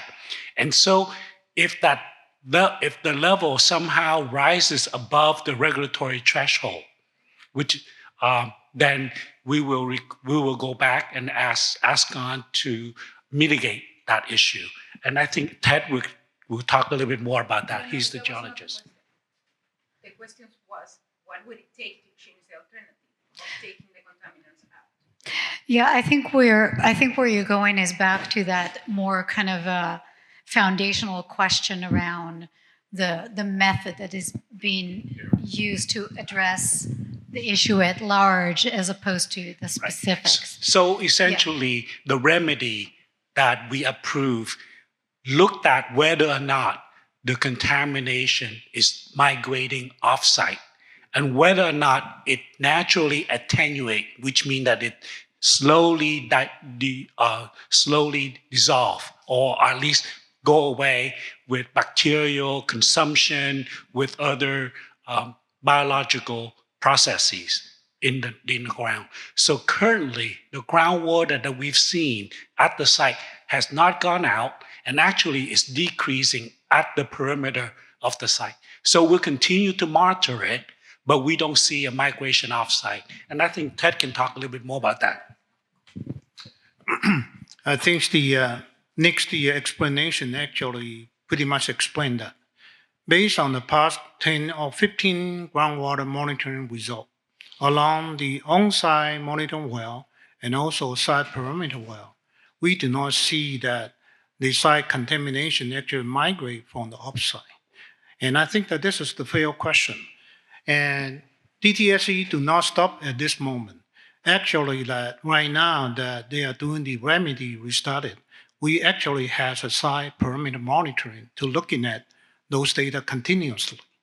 But after the remedy is complete, we are going to actually continue the long-term monitoring by including more groundwater and soil vapor data along the site perimeter to continue monitoring those groundwater trending to see that, to ensure that those site contamination actually still remain within the site boundary and without migrate outside. All right. So I know this response has not been very satisfactory because what you're looking at is a much more foundational question that I don't think that is what you are prepared to respond to. But just to say that the way you've described it, you talked about threshold going lower, meaning more stringent, and therefore you feel that the way you're addressing it is protective in its own. It's as his own solution, right? So I think there's kind of a differences because that is not what you're asking about, but that is what you're prepared to talk about in terms of how you're moving forward. So just want to make sure that these are very different levels of what you're looking at here. And I don't know that we're just necessarily have the kind of answer that you're looking for. So go ahead, Ben. To change the remedy, we would need to have data that the remedy wasn't working. So they would have to demonstrate that the remedy was not successful and not protective. And because the Ascon team is halfway through implementing the remedy, they can't generate that data, right? They can't fail because they haven't been able to do what they said they were going to do. And so until they are able to try to do this consolidation and build the cap, the remedy can't be changed until we can demonstrate that it wouldn't be protective. Yeah. Now, if there are wells in Edison Park immediately across Hamilton, if those start seeing VOCs in their groundwater, that's a failure and they'll need to do something else. But until we see that the contamination is moving and is leaving the site, that's what would need to happen for the remedy to change. Yeah. Based on the current conditions, that is the remediation. Okay, so I'm going to take some more questions. Let's do it very quickly, and I'm going to ask also that the responses are quick so we can get everybody to participate. Go ahead. Hi, thanks. When you were talking about the air monitoring the last 5 years, not really, with work being shut down, it's really not reflective of, full ramped up restart work. And so that's one thing I just want to emphasize again. Also, what was the max excavation rate during pilot testing per day? And what was the max, what did they start at? What was the max that they hit, that they were allowed? And what, moving forward with this restart, is the max excavation rate that they're going to, what is the starting and what is their max that's going to be allowed? And because, I want to know, are those equal? Yeah, so the maximum during the pilot testing was 150 cubic yards per day. Maybe it was 250. That's not the max going forward because there were some other things going on in the pilot study that they might streamline and be able to go faster. Right now, there are no requirements for a maximum or minimum excavation rate. The key thing is there can be no odors or VOCs offsite. And it doesn't matter how fast or how slow they're going. If there are odors or VOCs or dust or anything going off-site, they need to stop until they can get that handled. And so we're not really having the excavation rate conversation with Ascon because they just need to not let anything get off-site. So the excavation rate is dependent on potential impacts as opposed to actual numbers. That's what you're describing. Okay. Anyone here? Question? Go ahead. Hi, I'm Courtney. I just moved to the community. My question is, I know you said there's air monitoring at Edison, but what about Eder? That's only a block away. And being pregnant and delivering in 2 months, I am very concerned about this going on. And especially, I have young elementary school children going to EATR, the timeline of 2 to 3 weeks period to get testing back if there's something really substantial that the community needs to be alerted concerns me. What is the process with the schools, Edison, EATR, if there was something to go wrong emergency-wise? And would we know the day of emergency-wise if it's taking 2 to 3 weeks testing?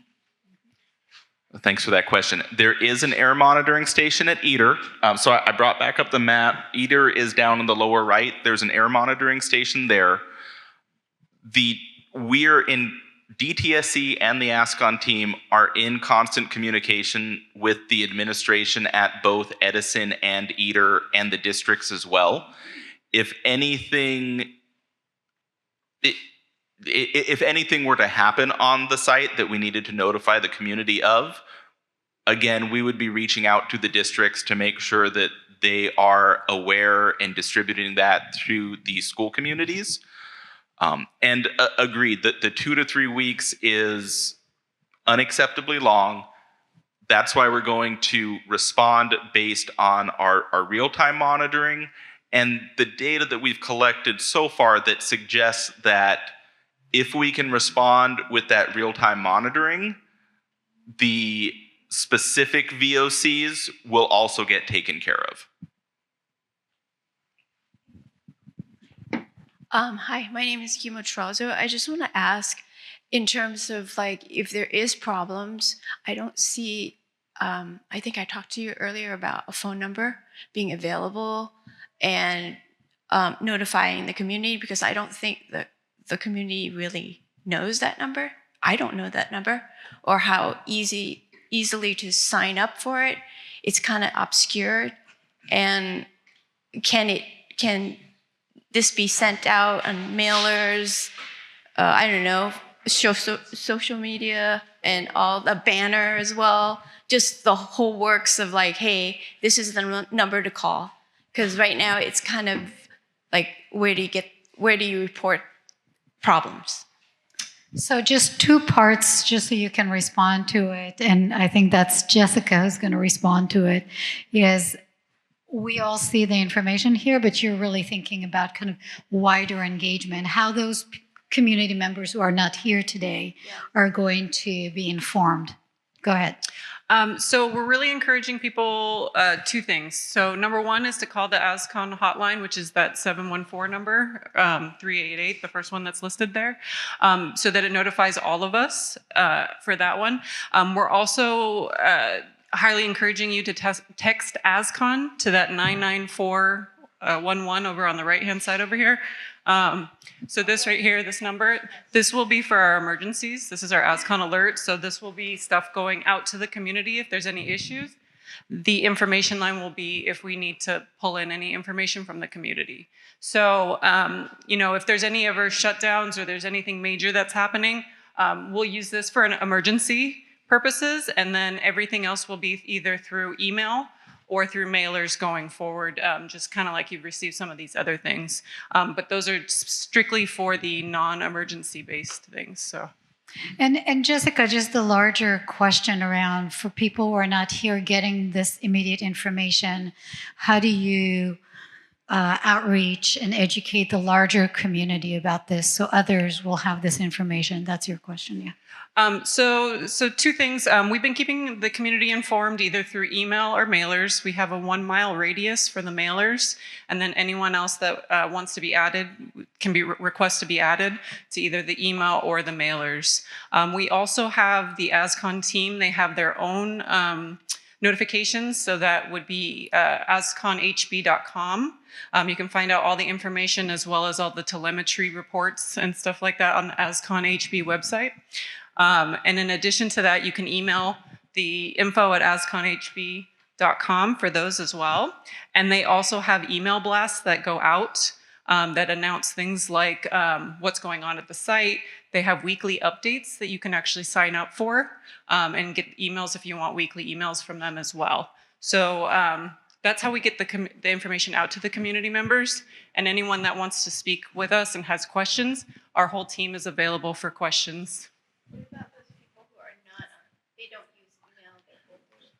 So the question was, what about the older communities? You know, I'm not saying that they don't use email. I'm just saying that how are you informing them? So that's why we still have the mailers.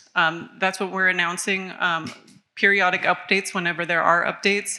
So for example, this community meeting we announced some of the things that we have done since 2019 and some of the things going forward on that update. So for those people, we send out the mailer. Anyone that wants additional information, they're more than welcome to meet with us, talk with us. We have a community input group that we speak with periodically, and we invite anyone else that would like to have something like that, more than welcome to.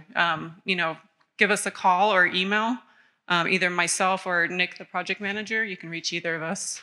And I think recently for this particular meeting and community updates on the restart work, I think we sent out 10,000 mailer to 10,000 households. So there's, I believe it was over 11,000 mailers that went out. And that is in addition to the ones that went out for the schools, which I believe were between 2,000 and 3,000. Right. Okay, so you engage through the school, and I remember you had a slide earlier that you actually have people on site at the park, so there's opportunity for personal engagement. Correct. All right, so I'm going to go to you, I'll come to you, and we'll end with you. First of all, thank you very much for coming to speak with us. That's really appreciated. First clarification, thank you for the asconhb.com website. It does indicate on there, it asks the question, is Ascon a Superfund site? And it says Ascon is a state of California Superfund site and is regulated by the DTSC. So the 28.5 relates to the NPL, right? The National Priorities List. And so it's not within the NPL, but it is a Superfund site according to the website. One thing I really appreciate you showing the locations of the monitors. We live essentially just north of 1st Street, north of Edison Park, so right there on Stillwell. So, and our daughter still goes to Edison High School. So our definite concern is safety, airborne, airborne contaminants especially. So in terms of who's reading those, are DTSC personnel specifically reading those, or do you have a third-party environmental consultant reading those and monitoring and studying that? Thank you. The Ascon team gets it first. They have a set of consultants. Those also go to DTSC. The Ascon team sends it to us, and then they get posted for the public. So it's all public information available, yeah. Thank you. I just want to thank you all for coming tonight. I very much appreciate it. I moved to Southeast Huntington 22 years ago. And in that first year, I went to a meeting at Ear Elementary when they first started the cleanup. And this little lady stood up and she said, they've been talking about this for 20 years. And I was really surprised. What I'm worried about is in 20 years, are we still going to be sitting at a meeting like this because it's still not cleaned up? I think we can all agree that the best solution would be to remove all the contaminated soil. However, that's not going to happen. I wonder if you could Ben, if you could explain again the grading process and the capping process in layman's terms. To me, just watching grading happen, it seems like there's an awful lot of debris that goes into the air. And just living here as long as I have, this park, or the park down here off of Magnolia, all the squirrels, I can imagine the squirrels will just go right into that barrier within a year. Thank you. Right, so really quick, I mean the grading, and I totally agree with you. If you see grading for construction or development, a lot of dust gets kicked up. They're moving a lot of soil really quickly. Because Ascon is contaminated, because there were the issues in 2019, the Ascon team cannot move that much soil that quickly, which is going to cut down on the debris, on the dust, on everything that way. I believe here. So in 2019, their open excavation area, that is where they had dug out and not covered, they were up to 10,000 square feet was open. Going forward, there's no minimum or maximum. They need to keep it as small as necessary to control odors. During the pilot study that we did in that higher odor area, they could really only keep 500 square feet of excavation open at a time or less. And that's not very much space for a large backhoe. That's smaller than this room. So as soon as they are digging and exposing some soil, they spray the clay on top of it, which seals it off, and they're not able to keep it open. So based just from the nature of how they're moving the soil here and what they need to do, they can't move as fast as a normal grading work. Now, just the really quick description of what they're going to be doing. You know, from the orange and red areas, that soil is going to be dug up and mounded up in where the green and the blue areas are. Everything has to be covered at the end of the day. Frankly, though, from what we saw in the pilot study, they need to cover it immediately. They are spraying posi shell right after they've excavated on the top of the truck, and then once the truck has placed the soil, there's that bentonite clay layer that's sprayed on top of it once it's there in the blue area. Once all of that's done and they've rough graded the site essentially to be the mound, they'll need to bring in the clean soil to spread on top of that.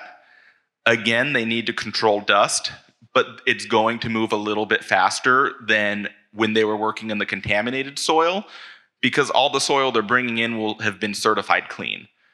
So they don't have some of those same, there are certain rules that apply to the contaminated soil that will no longer apply to that work. They still need to be careful. They still can't make a mess, but some of those restrictions are lifted once they're building the cap. Once they're building the cap, there's a foot of clean soil, the plastic membrane liner, and then 2 feet of soil above that. What we've seen as we look at these caps is the rodent burrows don't go that deep. They're generally staying a little bit shallower, and then when they hit a layer of plastic, they stop. They say, "What's this? I'm not going to keep burrowing through that plastic." And it's a beefy plastic. It's a geotextile. It's not Saran wrap. So we've seen the rodent burrows tend to stay up. Part of their maintenance, though, that they'll need to do is if they're seeing large rooted trees or larger animal burrows, they need to make sure that those aren't present or that they're fixed immediately when they see them. We're going to take one more question, and we'll hopefully close up the meeting right after. You know, could I add just a little bit to that? I think what you're getting at is particulate emissions from the site. Actually, no, Ben answered it exactly. Did he? Okay. All right, thank you. Thanks again for being here and answering our questions to the best of your ability. If you could bring up the slide that shows what the final area will look like, where you showed kind of the flowers.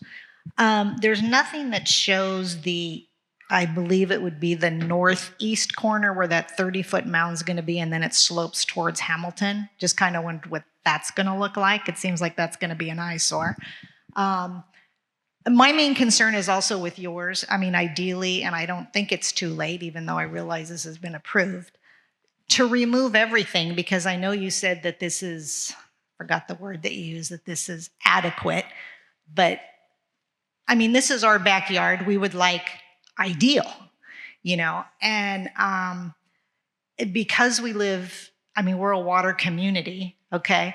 That takes on a whole new meaning.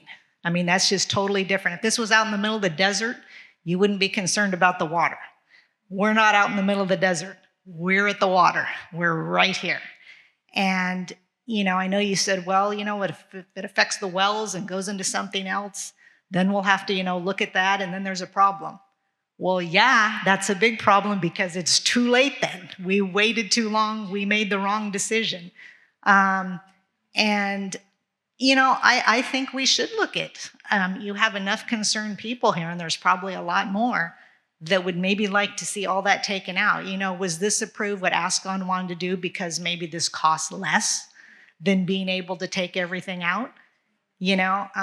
Usually comes down to money. The other thing is, how is this? I don't know if you're aware, but right next door is the Magnolia Tank Farm, which has been approved for a hotel, all this housing, some retail. That's right next door. And, that's something else to look at that probably wasn't in the plan in 2015 when this was approved. So that's about all I have to say. I'm also concerned about the odor suppressants. What kind of side effect is that causing? Because now that's getting sprayed and stuff's going in the air and everybody's breathing that too. And, I don't know. There's a lot of things to look at, but, like someone mentioned, this isn't actually being cleaned up. It's just being covered over. And that's not what the residents want. So, thank you. Thank you. Thanks for your comment.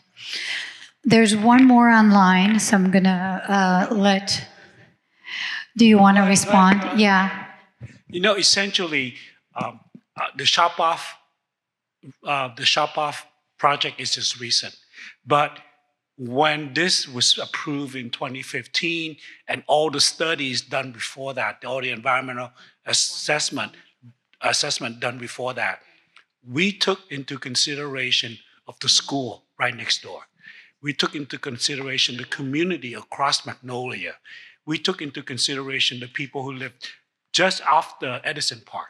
So essentially, at the end of the day, the remedy for the site has to be protective of all those people around the site, around Ascon. And specifically, we also look at what we call the more vulnerable population, the students across the street. So the remedy has to take into account their risk and how much risk or how much protectiveness we need to do to make sure that those students are safe and being protective from this particular site. So now the shop-off, I understand the shop-off is right next door, but at the end of the day, that site has been assessed and make sure that it's protective of the most vulnerable population, which is right across the street at the high school. So we're confident, engineering-wise, we're confident that the remedy that we're going to put in place is protective of the community. I mean, you're talking about Nancy. She lives right across the street. And she has concern, and we got to make sure that her concerns, being protective from the site, is taken into account. But she's an older adult, right? So her body certainly has more tolerance than the kid next door. So the high school is, and then the community center and the park where the kids are playing. So those are very, they are priority from our perspective, that we want to make sure they are protective. You're talking about that's why you don't want to dirt. Yeah, well, no, no, go ahead. Yeah, one is you need to use the microphone, and two, I would ask that you wrap it up because it's 8:00. We're just at 8, and I know it's an important conversation. And yes, you can stay. Yeah. Okay. I just want to make sure that we're respectful to whoever is online and here who does need to leave because it's 8:00, and you can continue the conversation. I think these are all really important questions. This is your community, right? And it's much more foundational and important. We spent a lot of time on the how to move forward, but there are a lot of questions that are about even how the decision to do this work has come to be. That's a lot of the questions that we're talking about. So how about if we just find a way to wrap it up? I'll let you have your last word. Was there one online that we wanted to do? I'm going to read this one online just so you guys are aware. But because it is 8 o'clock just about, we're going to respond to her by email. But I do want to just read it really quick because there's a 3-part question. It says, what additional VOC compounds and toxins were identified in the 5 years of testing since 2019? Second question says, is there a list available anywhere online for review? And the last question says, 5 years ago, there was multiple soups that they could not identify. So that was a comment. Yeah, so I think the list, the main one that came up during the testing was reduced sulfur compounds, which were added.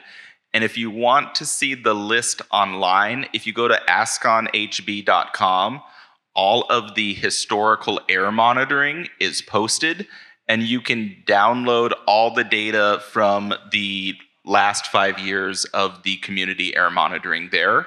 That's probably the best place to get the list from. Okay. And I imagine it would still be helpful to email back resources to this multi-pronged question.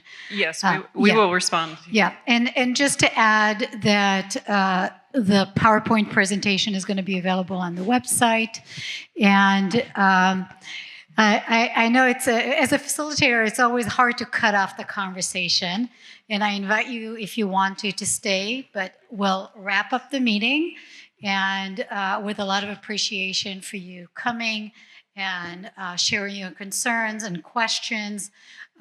Some are questions that, you came in prepared to answer, and some questions are, a lot more critical to kind of step back and understand the reasoning behind some of the decisions that have been made. So if you would like to stay and have that conversation, I think that's fine. And I think it's important because as we started with at 6 o'clock, when it's your home, you want it done well, you want it done right. You want to protect your family, you want to protect your community. And so this is all incredibly important and valuable. So thank you for the presentations and for being here and for those joining online. Thank you and good night.